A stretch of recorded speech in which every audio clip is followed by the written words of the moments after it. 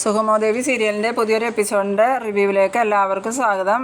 ഈ എപ്പിസോഡിൽ കാണിക്കുന്നത് ശാരികേനെയും രാധികേനെയും മാധവനെയാണ്. അപ്പോൾ ശാരിക ഭയങ്കര ദേഷ്യത്തോടു കൂടി രാധികേനോടും മാധവനോടും പറയുന്നുണ്ട്, എനിക്ക് ഈ വിവാഹത്തിന് സമ്മതമല്ല. ഞാൻ പറഞ്ഞല്ലോ, ഞാൻ വിവാഹം കഴിക്കുന്നുണ്ടെങ്കിൽ ഞാൻ പറഞ്ഞ രീതിയിലാണ് വിവാഹം കഴിക്കുള്ളൂ എന്ന് പറയുമ്പോൾ രാധിക പറയുന്നുണ്ട്, ഗൗരിയുടെ സഹോദരൻ നല്ലൊരു പയ്യനാണെന്ന് പറയുമ്പം ശാരിക പറയുന്നു, നല്ല പയ്യനാണെങ്കിൽ നല്ലൊരു പെൺകുട്ടിയെ നോക്കി അവനെ കണ്ടുപിടിച്ച് കല്യാണം കഴിപ്പിക്കുക, അല്ലാതെ എന്നെ പ്രതീക്ഷിക്കണ്ടെന്ന് പറയുന്നു. ആ സമയത്ത് രാധികയ്ക്ക് ഭയങ്കര ദേഷ്യം വന്നിട്ട് രാധിക അവളെ തല്ലാനൊക്കെ പോകുന്നുണ്ട്. അപ്പോൾ മാധവൻ പറയുന്നുണ്ട്, നീ ഒന്ന് അനങ്ങാതിരിക്കുക, നമുക്ക് നയത്തിൽ അവളോട് കാര്യങ്ങൾ പറഞ്ഞ് മനസ്സിലാക്കാം. ഇത് കേട്ട് രാധികയ്ക്ക് ഭയങ്കര വിഷമാവുന്നുണ്ട്. പിന്നീട് ശാരിക ഫോൺ എടുത്ത് വിളിക്കുന്നുണ്ട്. ഫോൺ എടുക്കുന്നത് ദേവികയാണ്. അപ്പോൾ ദേവിക ഫോൺ എടുത്തതും എന്തേടി അമ്മ കാര്യങ്ങളൊക്കെ പറഞ്ഞില്ലേ എന്ന് ചോദിക്കുമ്പം അമ്മ കാര്യങ്ങളൊക്കെ പറഞ്ഞു, എനിക്കിപ്പോൾ ഈ വിവാഹമൊന്നും ആലോചിക്കണ്ട, കാര്യങ്ങളൊക്കെ ഞാൻ അമ്മയോട് പറഞ്ഞിട്ടുണ്ട്. എന്താടി പ്രശ്നം എന്ന് ചോദിക്കുമ്പോൾ അതെല്ലാം ഞാൻ അമ്മയോട് പറഞ്ഞിട്ടുണ്ട് എന്ന് പറയണു.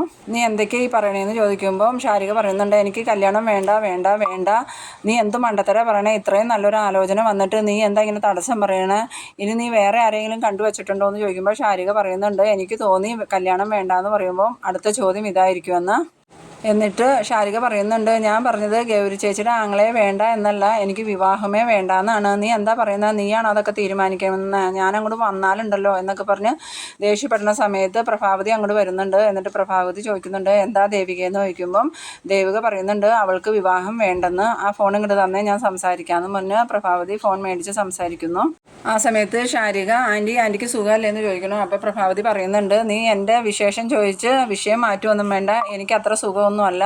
അതെന്താ ആൻറ്റി എന്ന് ചോദിക്കുമ്പോൾ ഓരോ ദിവസം ഓരോ പ്രശ്നങ്ങളാണ്, ഇന്നിപ്പോൾ നിൻ്റെ വിവാഹത്തിൻ്റെ പ്രശ്നമാണ്, അതാണ് എനിക്ക് മനസ്സിന് വിഷമമെന്ന് പറയുമ്പം ശാരിക പറയുന്നുണ്ട്, എനിക്കിപ്പോൾ വിവാഹം വേണ്ടാത്തത് കൊണ്ടാണ് ആൻറ്റി, എനിക്ക് പഠിക്കണമെന്ന് പറയുമ്പം നിൻ്റെ ആഗ്രഹം പഠിക്കണം എന്നാണ്, അതുപോലെ തന്നെ നിൻ്റെ അച്ഛനും അമ്മയ്ക്കും മക്കളുടെ കാര്യത്തിൽ ചില ആഗ്രഹങ്ങളുണ്ട്, പ്രത്യേകിച്ച് പെൺകുട്ടികളുടെ കാര്യത്തിൽ അവരെ വിവാഹം കഴിച്ച് അയക്കണം എന്നുള്ള ആഗ്രഹം മാതാപിതാക്കൾക്ക് ഉണ്ടാവും എന്നൊക്കെ പറയണു. അപ്പോൾ ശാരികയ്ക്ക് എന്തോ പോലെ ആവുന്നുണ്ട്. അപ്പോൾ ശാരിക അത് ആൻറ്റി എന്നൊക്കെ പറയുമ്പം അതൊന്നുമില്ല, മോളി വിവാഹത്തിന് സമ്മതിക്കണമെന്ന് പറയണു. എന്നിട്ട് ശാരിക പറയുന്നുണ്ട്, ഞാൻ ആൻറ്റിയെ വിഷമിപ്പിക്കാൻ പറഞ്ഞതല്ല എന്ന് പറയുമ്പോൾ പ്രഭാവതി പറയുന്നുണ്ട്, എനിക്ക് ഒരു വിഷമമില്ല, എന്നെ വിഷമിപ്പിക്കാൻ ആർക്കും പറ്റില്ല, ഞാൻ അതിന് മാത്രം പ്രശ്നങ്ങളിലൂടെയാണ് പോണത്. ഈ രാത്രി ദേവികയുടെ കയ്യിൽ നിന്ന് ഫോൺ മേടിച്ച് നിന്നെ ഉപദേശിച്ച് നന്നാക്കാനൊന്നും ഞാൻ തീരുമാനിച്ചിട്ടില്ല, അതിൻ്റെ ആവശ്യവും എനിക്കില്ല, നീ എൻ്റെ മോളാണല്ലോ എന്നുള്ള ധാരണയിലാണ് ഞാൻ നിന്നോട് സംസാരിക്കുന്നത് എന്നൊക്കെ പറയുമ്പോൾ ആൻറ്റിക്ക് വിഷമമായോ എന്നൊക്കെ ശാരിക ചോദിക്കുന്നുണ്ട്. അതിനുശേഷം പറയുന്നുണ്ട്, ഞാനും നിൻ്റെ ചേച്ചിയും എല്ലാവരും ഭയങ്കര പ്രശ്നത്തിലാണ്, ആ നവീനും വീട്ടുകാരും ഒന്ന് വന്ന് കാണട്ടെ, നീ അവനുമായിട്ടൊന്ന് സംസാരിക്കുക, അതിനുശേഷം നമുക്ക് കാര്യങ്ങൾ തീരുമാനിക്കാം. അത് ആൻറ്റി എന്ന് പറയുമ്പോൾ എന്താ ആൻറ്റി, ഞാൻ പറയണത് അങ്ങോട്ട് കേട്ടാൽ മതി, കാരണവന്മാർ പറയണത് അനുസരിക്കാൻ പഠിക്കുക ആദ്യം എന്നൊക്കെ പറഞ്ഞ് പ്രഭാവതി ഭയങ്കരമായിട്ട് അങ്ങോട്ട് ദേഷ്യപ്പെടുന്നു. പിന്നീട് പറയുന്നുണ്ട്, മോളെ സോറി, ഞാനങ്ങ് മോളെ വിഷമിപ്പിക്കാൻ വേണ്ടി പറഞ്ഞതല്ല, ഇപ്പം എല്ലാവരും ഭയങ്കര ആഗ്രഹിച്ച് നിൽക്കുകയാണ് മോളുടെ വിവാഹം, അതുകൊണ്ട് തന്നെ ആ പയ്യനൊന്ന് വന്ന് കാണട്ടെ, ആ പയ്യനെക്കുറിച്ച് ഞങ്ങൾക്കും അധികമൊന്നും അറിയില്ല, നേരിട്ടൊന്ന് വന്ന് കണ്ടിട്ട് നമുക്ക് എന്താണെന്ന് വെച്ചാൽ തീരുമാനിക്കാം എന്നൊക്കെ പറയുമ്പം ശാരിക ഇനി എന്ത് പറയണമെന്ന് അറിയാതെ ആമെന്ന് പറയുന്നു. പിന്നീട് പ്രഭാവതി ഫോൺ കട്ട് ചെയ്ത് ദേവികയുടെ കൊടുത്തിട്ട് തിരിച്ചു പോകാൻ നേരത്ത് ദേവിക പുറകിൽ നിന്ന് വിളിക്കുന്നുണ്ട്, അമ്മേ ഞങ്ങൾക്കിത് ഞങ്ങളുടെ പഴയ അമ്മയാണെന്ന് വിശ്വസിക്കാൻ പറ്റുന്നില്ല എന്ന് പറയുമ്പോൾ എന്ത് പറ്റിയെന്ന് ചോദിക്കണു. അപ്പോൾ പറയാണ്, നേരത്തെ സങ്കടവും വിഷമമായിട്ട് ജീവിതം തകർന്നതുപോലെ ഇരുന്ന് അമ്മയല്ലല്ലോ ഇപ്പോൾ ഇത്, അമ്മ ഒരു പുതിയ തിരിച്ചുവരവ് നടത്തിയിട്ടുണ്ടല്ലോ എന്നൊക്കെ പറയണു. അപ്പോൾ പ്രഭാവതി പറയുന്നുണ്ട്, അതൊക്കെ നിങ്ങൾക്ക് തോന്നുന്നതാണെന്ന് പറയുമ്പോൾ നന്ദനും പറയുന്നുണ്ട്, ഇപ്പം അമ്മ ഇടപെടുന്ന എല്ലാ കാര്യങ്ങൾക്കും പുതിയൊരു എനർജി വരുന്നുണ്ട് എന്ന് പറയണു. അതിനുശേഷം ദേവികയും പറയുന്നുണ്ട്, ശരിയാ, കാരണം ഞാൻ പറഞ്ഞപ്പം പറ്റില്ല എന്ന് പറഞ്ഞ ശാരിക അമ്മ സംസാരിച്ച് കഴിഞ്ഞപ്പം സമ്മതം പറഞ്ഞിരിക്കുന്നു. അത് വേറൊന്നുമല്ല, എനിക്ക് മോള് പകർന്നു തന്ന ധൈര്യമാണ്. നേരത്തെ മോൾ എപ്പോഴും പറയുമായിരുന്നല്ലോ, അമ്മ വീണ് പോകരുത്, അമ്മ ധൈര്യത്തോടു കൂടി പിടിച്ച് നിൽക്കണമെന്ന്, ആ ഒരു ഇതാണ് ഞാനിപ്പോൾ നിൽക്കുന്നത് എന്നൊക്കെ പറയണു. അപ്പം ദേവിക പറയുന്നുണ്ട്, അല്ല അതൊന്നും അല്ല, വേറെ എന്തോ ഇതിൻ്റെ പിന്നിലുണ്ട് എന്ന് പറയണു. അപ്പോൾ പ്രഭാവതി അങ്ങ് ചിരിച്ചുകൊണ്ട് പോണു. പ്രഭാവതി പോയതും നന്ദുവും പറയുന്നുണ്ട് ദേവികയോട്, നീ പറയും പോലെ അമ്മയുടെ മാറ്റത്തിന് മുന്നിൽ മറ്റെന്തോ കാരണമുണ്ടെന്ന് തോന്നണമെന്ന്. അങ്ങനെ അവർ ആലോചിച്ച് നിൽക്കുന്നുണ്ട്. പിന്നീട് കാണിക്കുന്നത് ത്യാഗരാജനെയാണ്. ത്യാഗരാജൻ്റെ അടുത്തേക്ക് ചന്ദ്രമതി മരുന്നുമായിട്ട് വരുന്നു. എന്നിട്ട് ത്യാഗരാജ, നീ ഈ മരുന്ന് കഴിക്കുന്നു പറയുമ്പോൾ, ഓ ചേച്ചി എത്രയാന്ന് വെച്ചിട്ട് ഈ മരുന്ന് കഴിക്കണേന്നും പറഞ്ഞ് മരുന്ന് കഴിക്കാൻ മടി കാണിക്കുന്നു. അപ്പോൾ ചന്ദ്രമതി പറയുന്നുണ്ട് മരുന്ന് കഴിക്കാണ്ട് എങ്ങനെ അസുഖം മാറണേ കുടിക്കുന്നു പറഞ്ഞ് നിർബന്ധിച്ച് ഗുളിക വായിലേക്ക് ഇട്ട് കൊടുത്ത് വെള്ളമൊക്കെ കുടിക്കുന്നുണ്ട്. അതിനുശേഷം ചന്ദ്രമതി ചോദിക്കുന്നുണ്ട്, സത്യത്തിൽ നിനക്കിത് എന്ത് പറ്റിയതാ എന്ന് ചോദിക്കുമ്പം ത്യാഗരാജൻ ഇങ്ങനെ എന്ത് പറയണമെന്ന് അറിയാതെ നിൽക്കുന്നുണ്ട്.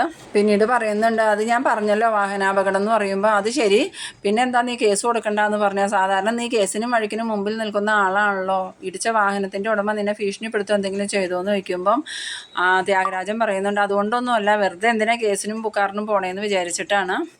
അപ്പോൾ ചന്ദ്രമതി ചോദിക്കുന്നുണ്ട്, സത്യത്തിൽ നിനക്ക് എന്താ പറ്റിയത്, നിനക്കിപ്പോൾ ഒരുപാട് മാറ്റങ്ങളുണ്ടല്ലോ എന്ന് പറയുമ്പം ത്യാഗരാജൻ പറയുന്നുണ്ട്, അങ്ങനെ മാറ്റമൊന്നുമില്ല ചേച്ചി, ഇനി നിങ്ങൾ പറഞ്ഞ് എനിക്ക് എന്തെങ്കിലും കുഴപ്പമുണ്ടെന്ന് വരുത്തി തീർക്കാതിരുന്നാൽ മതി എന്ന് പറയണു. ആ സമയത്ത് ചന്ദ്രമതി പറയുന്നുണ്ട്, നിന്നെ ഇവിടെ കൊണ്ടുവന്ന് വിട്ട ആളില്ലേ ആ മുസ്തഫ, അയാളെ കണ്ടെങ്കിൽ കാര്യങ്ങളൊക്കെ അറിയാമായിരുന്നു എന്ന് പറയുമ്പം ത്യാഗരാജന് നല്ല പേടിയാവുന്നുണ്ട്. പേടിയോടുകൂടി തന്നെ ത്യാഗരാജൻ പറയുന്നുണ്ട്, വേണ്ട അയാളെ കാണാനൊന്നും പോകണ്ട, ശരിക്കും ഈ തേവക്കാട്ട് പ്രശ്നങ്ങൾ ഉണ്ടാവാൻ തുടങ്ങിയത് ആ തനൂജ ഇവിടെ വന്നതിന് ശേഷമാണ് എന്നൊക്കെ പറയണു. ആ സമയത്ത് തനൂജ അങ്ങോട്ട് വരുന്നുണ്ട്. ഇവർ പറയണ കേൾക്കണതും തനൂജ ആ വാതിലിൻ്റെ മറയിൽ നിന്ന് കേൾക്കുകയാണ് കേട്ടോ.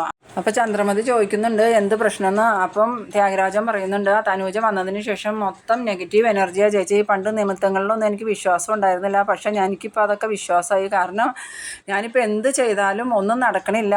അന്ന് ആ ദേവികയെ പോലീസ് സ്റ്റേഷനിൽ കയറ്റി, എന്നിട്ട് ഒരു കുഴപ്പമില്ലാണ്ട് അവൾ സ്റ്റേഷനിൽ നിന്ന് ഇറങ്ങിപ്പോയില്ലേ, അവൾക്ക് എന്തെങ്കിലും പ്രശ്നം ഉണ്ടായോ? അതുമാത്രമല്ല, പ്രഭാവതി പത്രസമ്മേളനം നടത്തി തനൂജ ബലരാമനളിയൻ്റെ മകളാന്ന് പറഞ്ഞില്ലേ, ഇതിൽ പരം നാണക്കേട് വല്ലതും ഉണ്ടോ? അതുകൊണ്ട് നമുക്ക് എത്രയും പെട്ടെന്ന് അവളെ ഇവിടുന്ന് വെളിയിലാക്കണം എന്ന് പറയുമ്പം ചന്ദ്രമതിക്ക് ഇവനക്ക് എന്തോ കുഴപ്പമാണെന്ന് തോന്നിയിട്ട് ചന്ദ്രമതി പറയുന്നുണ്ട്, നാളെ തന്നെ നമുക്കൊരു ഡോക്ടറെ കാണാം, അപകടത്തിൽ നിനക്ക് എന്തോ കുഴപ്പം സംഭവിച്ചിട്ടുണ്ടെന്നൊക്കെ പറയണു. ഈ സമയത്ത് തനൂജ ഇതൊക്കെ കേട്ടുകൊണ്ട് ഭയങ്കര ദേഷ്യത്തോട് നിൽക്കുന്നുണ്ട്. പിന്നീട് കാണിക്കുന്നത് മേരി തോമസിനെയാണ്. മേരി തോമസ് വളരെ വിഷമത്തോടു കൂടി ഇങ്ങനെ ആലോചിക്കുന്നുണ്ട്. തനൂജ മേരി തോമസിൻ്റെ അടുത്ത് വന്ന്, എനിക്ക് അച്ഛനും അമ്മയൊന്നുമില്ല, ഞാൻ വെറും അനാഥയാന്നൊക്കെ പറയണത്, പിന്നെ എൻ്റെ ജീവിതം ഇങ്ങനെയാവാൻ കാരണം മേടാണെന്നൊക്കെ തനൂജ പറയണു. അതൊക്കെ ഓർത്ത് മേരി തോമസ് ഭയങ്കരമായിട്ട് ഇങ്ങനെ വിഷമിച്ച് നിൽക്കണു. തനൂജ പറഞ്ഞ ഓരോ കാര്യങ്ങളും ഓർത്ത് ഭയങ്കര സങ്കടമാവുന്നുണ്ട് കേട്ടോ മേരി തോമസിന്. പിന്നീട് കാണിക്കുന്നത് ചന്ദ്രമതിയാണ്. ചന്ദ്രമതിയുടെ അടുത്തേക്ക് തനൂജ വരുന്നു. എന്നിട്ട് തനൂജ ചന്ദ്രമതിയോട് പറയുന്നുണ്ട്, ആൻറ്റി ഞാനിവിടുന്ന് പോവുക, ഞാനിവിടെ നിന്നാൽ ശരിയാവില്ല. അപ്പം നിന്നോട് ഇത് ആരാ പറഞ്ഞതെന്ന് ചോദിക്കുമ്പം ത്യാഗരാജൻ ചേട്ടൻ എന്നോട് പല പ്രാവശ്യം ഓരോന്ന് സൂചിപ്പിച്ചു, അതുപോലെ തന്നെ ആൻറ്റിയോട് പറയുന്നത് ഞാൻ കേട്ടായിരുന്നു, അതുകൊണ്ട് ആൻറ്റിക്ക് ഒരു ബുദ്ധിമുട്ടായിട്ട് ഞാനിവിടെ നിൽക്കുന്നില്ല എന്ന് പറയണു. അപ്പോൾ ചന്ദ്രമതി പറയുന്നുണ്ട്, മോൾ ഇവിടുന്ന് എങ്ങോട്ടും പോകണ്ട, ഇത് മോൾക്ക് അവകാശപ്പെട്ട വീടാ, മോളുടെ വീടാന്നൊക്കെ പറയണു. ആ ഒരു ഇതിലാണ് ഈ എപ്പിസോഡ് അവസാനിക്കുന്നത്. അപ്പോൾ നിങ്ങൾ എൻ്റെ വീഡിയോ ആദ്യമായിട്ട് കാണുന്നവരാണെങ്കിൽ എൻ്റെ ചാനലൊന്ന് സബ്സ്ക്രൈബ് ചെയ്യാനും എൻ്റെ വീഡിയോ നിങ്ങൾക്ക് ഇഷ്ടമായാൽ ലൈക്ക് ചെയ്യാനും കൂടാതെ ഇതിനെക്കുറിച്ചുള്ള നിർദ്ദേശങ്ങളൊക്കെ ഒന്ന് കമൻ്റായിട്ട് രേഖപ്പെടുത്താനും മറക്കരുത്. അപ്പോൾ നമുക്ക് ഇതുപോലെ ഇൻട്രസ്റ്റിംഗ് ആയിട്ടുള്ള അടുത്തൊരു റിവ്യൂവുമായി വീണ്ടും കാണാം. അതുവരേക്കും ബൈ ബൈ.